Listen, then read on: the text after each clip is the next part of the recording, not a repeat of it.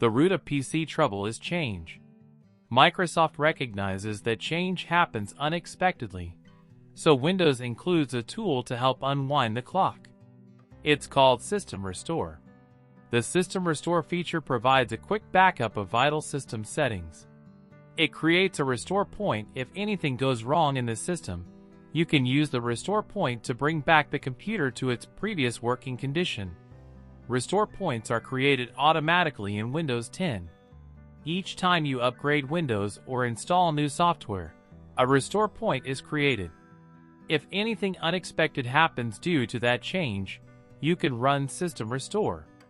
To recover, to check on System Restore, press the Windows or keyboard shortcut and type System Properties Protection. All three words stuck together just like this. Click OK.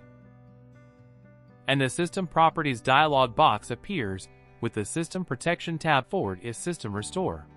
If this button here isn't available, you must click the Configure button and then choose Turn on System Protection. You can set the amount of disk space to use, though the default value is pretty much OK.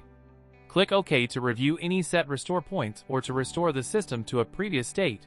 You click the System Restore button. If no restore points are set, you'll see a warning.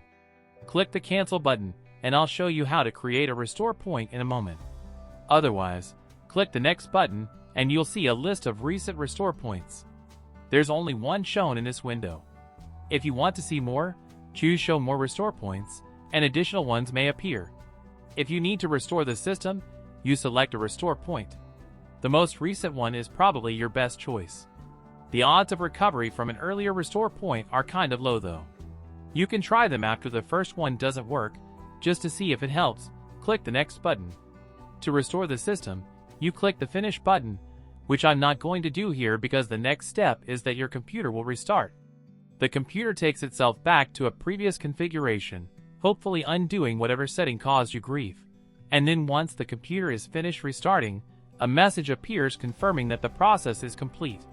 Windows does a great job of creating restore points, but you can manually create one at any time, for example before installing new hardware.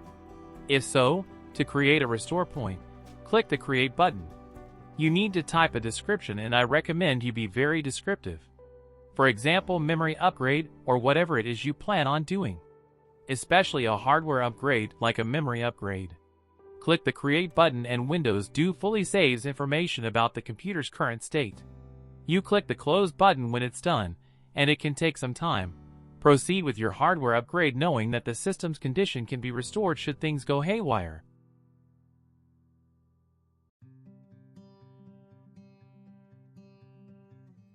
How often should you create a restore point? Well, not that frequently, only when you plan on upgrading hardware, or if you plan on messing with system settings such as changing the desktop.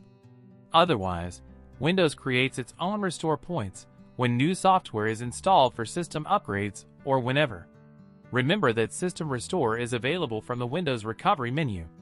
After starting in recovery mode, access System Restore by choosing the items, troubleshoot advanced options, and finally System Restore. Accessing the Windows Recovery menu is covered elsewhere in this course. Finally, System Restore is a great tool, but it's not a substitute for backing up your computer files or for creating a system image. System Restore will not recover deleted files. It works only to restore system settings and other configuration items. I recommend that you use both System Restore and Backup to help you recover from disasters small and large.